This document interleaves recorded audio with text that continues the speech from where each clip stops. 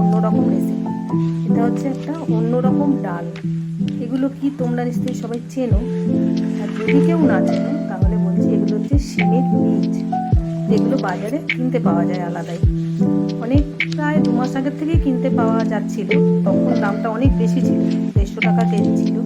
তখন প্রথম দিকে মূলো দিয়ে রান্না করে খেয়েছি, কিন্তু এটা কিভাবে আমি রান্না করব সেটাই আজকে তোমাদের সাথে শেয়ার করবো। এখানে আমার 800 গ্রাম শিমের বীজ আছে।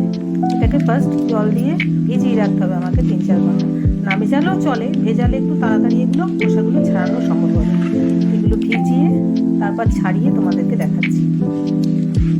দেখো, বীজগুলো ছাড়ানো হয়ে গেছে। এগুলো ম্যাক্সিমামটাই আমার শাশুড়ি মা আমাকে ছাড়িয়ে হেল্প করে, না হলে আমার পক্ষে একা ছাড়িয়ে রান্না করাটা খুব টাফ।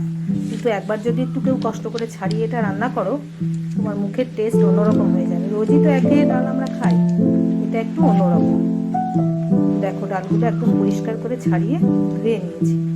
এই ডালটা দিয়ে আমি এখন রান্না করবো। এই ডালটা দিয়ে রান্না করতে আমার লাগবে একটা মেন উপকরণ, সেটা হচ্ছে লাউ। লাউ বা মূলো দিয়েই ডালটা খেতে ভালো লাগে, শুধু রান্না করলে খুব একটা ভালো লাগে না। তাই আমি দেখো লাউ কেটে নিয়েছি বেশ বড় বড় করে। এবার দেখো আমি একটা কড়াই বসিয়ে দিয়েছি, কড়াইয়ে অল্প পরিমাণে তেল দিয়েছি। এবার এই বীজগুলো আমি এর মধ্যে দিয়ে একটু ভেজে নেব।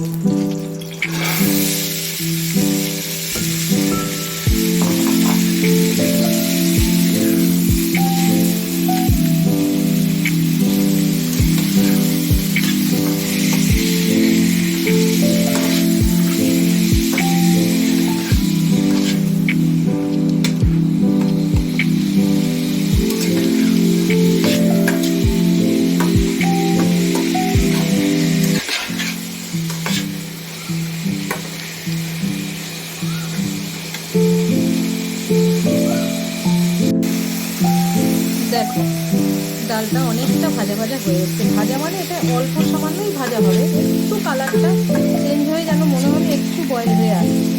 এই অবস্থায় এর মধ্যে আমি গরম জল দিয়ে দেবো।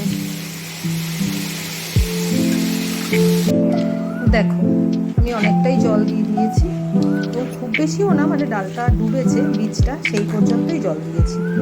এবার এটা একটু যেই সেদ্ধ হবে, মানে সামান্য একটু, তখন আমি লাউগুলো দেবো।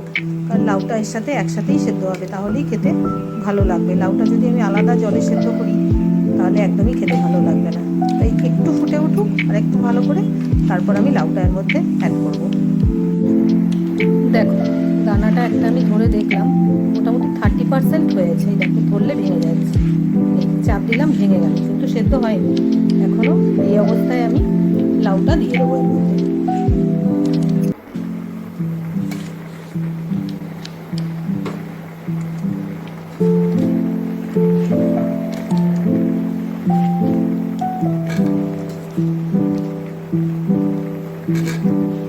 এবার লাউটার সাথে এটা একসাথে সেদ্ধ হবে। সেদ্ধটা হয়ে গেলে আমি তোমাদের দেখাচ্ছি যে কীরকম পর্যায়ে সেদ্ধটা করতে হবে। এখন ভালো করে একটু সেদ্ধ হোক, মোটামুটি 10 মিনিট সময় আমাকে দিতে হবে এটা সেদ্ধ হওয়ার জন্য। তোমাদেরকে আরেকবার একটু দেখাচ্ছি। দেখো, আমার লাউটাও হাফ সেদ্ধ হয়ে গেছে, ডালটাও হাফ সেদ্ধ হয়ে গেছে, মানে বীজগুলো আর একটু সেদ্ধ হবে ভালো করে, তারপর আমি আবার দেখাচ্ছি তোমাদেরকে। এখন দেখো অনেকটা হয়ে এসেছে, লাউটা তো হাফ হয়েই গেছে, ডালটা তো তার থেকে বেশিই হয়েছে, আর একটু হোক। আচ্ছা, এবার তোমরা বীজগুলোকে দেখো, বীজগুলো প্রায় ভাঙা ভাঙা হয়ে গেছে। লাউটা খুব কচি ছিল, সেদ্ধ হয়ে যাচ্ছে বেশি বলে আমি লাউটাকে তুলে নিয়েছি। লাউটা তুলে নেওয়ার আরেকটা কারণও আছে। দেখো ডালটা এখন সেদ্ধটা কেমন হয়েছে, জাস্ট এই যে এরকম ধরলাম, এটা ভেঙে গেল, এরকম ভেঙে গেল। এখন আমি ডালগুলোকে একটু হাতা দিয়ে একটু ম্যাশ করে দেবো, বা ম্যাশার দিয়ে করলেও হয়, আমি হাতা দিয়েই করছি। করে দিয়ে এর মধ্যে এখন হলুদ দেবো, দিয়ে তারপর কী কী দিয়ে সম্বারটা দিচ্ছি তোমাদের দেখাচ্ছি।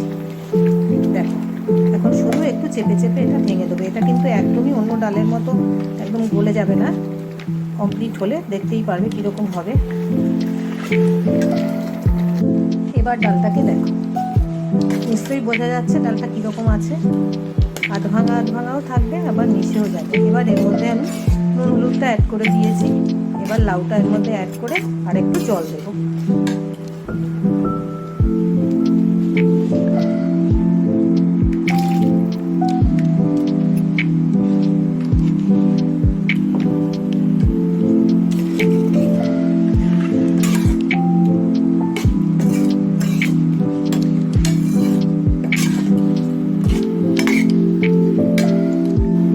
ডালটা এখন এই পর্যায়ে রেডি হয়েছে। এবার আমি ডালে কি কি ফোড়ন দিচ্ছি দেখাবো। এইবার দেখো আমি ডালে ফোড়ন দেওয়ার জন্য কি কি নিয়েছি। এখানে শুকনো লঙ্কা নিয়েছি, 2টো তেজপাতা, জিরে, বাতাসা আর অনেকটা আদা গ্রেট করে নিয়েছি। এগুলো ফোড়ন দিলেই হবে। আমি কড়াইটা ক্লিন করে বসিয়ে দিয়েছি। এবার ফোড়ন দেওয়ার জন্য সর্ষের তেল ব্যবহার করব।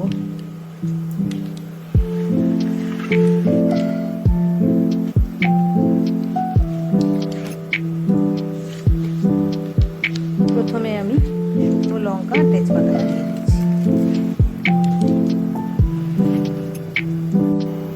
দেখো তেলটা গরম হয়ে গেছে, আমি শুকনো লঙ্কাটা তেজপাতাটা দিয়ে দিচ্ছি।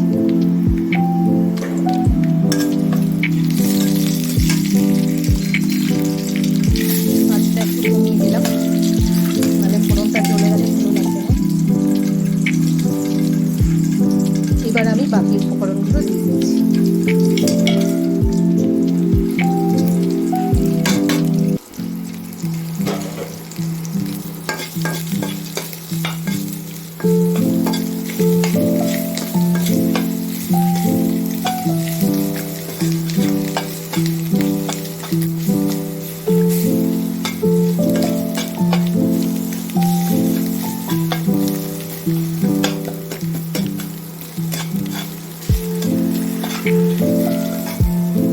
এবার আমি ডালটা ঢেলে দিচ্ছি।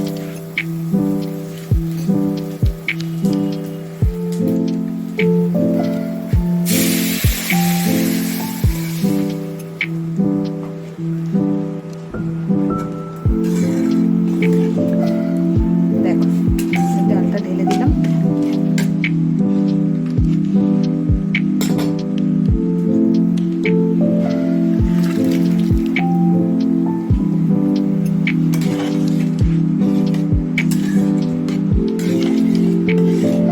বেশ ভালো করে ফুটে উঠবে, তারপরে আমি একটা ভাজা মশলার গুঁড়ো দেবো। জিরে আর ধনে ভেজে গুঁড়ো করে রেখেছি, সেটা একটু ছড়িয়ে দিলেই আমার ডাল কমপ্লিট। দেখো আমার ডাল একদম রেডি। এর মধ্যে এখন শুধু আমি ভাজা মশলাটা দেবো। এটা কিন্তু বেশ ঠিক হবে, এটা খুব একটা পাতলা ডাল করলে তো ভালো লাগবে না। আমি খুব বেশি যে ভাজা মশলা দেবো তা না, 1 স্পুন মতো রেখেছি ধনে জিরে গুঁড়ো, সেটা আমি ছড়িয়ে দিচ্ছি এর ওপরে দিয়ে একটু মিশিয়ে দিচ্ছি। এটাই চাইলে অনেকে ধনেপাতা দিতে পারো, কিন্তু তাহলে কি হবে, শিমের বীজের যে একটা ফ্লেভার আছে সেই ফ্লেভারটা কিন্তু চলে যাবে। তাই এর মধ্যে আমি ধনেপাতা দেবো না। একটু ভাজা মশলা দিলে অতটা যাবে না, যার জন্য অল্প করেই ভাজা মশলা আমি দিলাম। এবার আমি তোমাদের সার্ভ করে দেখাচ্ছি। দেখো ডালটা সার্ভ করেছি, কেমন লাগছে বলো। একবার অন্তত বানিয়ে খেয়ে দেখো। যারা আমার ভেজিটেরিয়ান বন্ধু আছে তারা অন্তত একবার খেয়ে দেখো।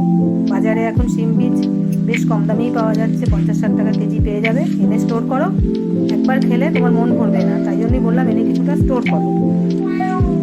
টাটা।